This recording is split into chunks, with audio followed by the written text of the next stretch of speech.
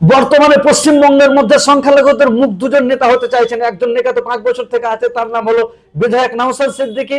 বিধায়ক নওশাদ সিদ্দিকী হিন্দু, দলিত, আদিবাসী, রাজবংশী, কুমড়ি সবার সাথে মিলেমিশে থাকতে চায়। সে একটা সেকুলার পার্টি তৈরি করেছে।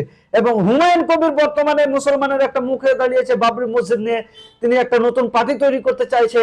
কিন্তু হুমায়ুন কবির একটা আপত্তিকর বক্তব্য বলেছিল যে আমরা 70% ওরা 30% ভাগীরথীতে ভাসিয়ে দেব, এরকম একটা আপত্তিকর বক্তব্য বলেছিল।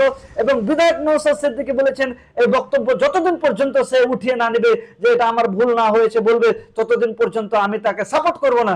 তো এখন বর্তমানে পশ্চিমবঙ্গের সংখ্যালঘুদের দুজন মন্ত্রী নেতাকে আপনারা কাকে দেখতে চাইছেন? একজন হুমায়ুন কবির না নওশাদ সিদ্দিকী? নওশাদ সিদ্দিকী সবার সাথে মিলেমিশে থাকতে চাইছে, তার রাজনীতি সেকুলার।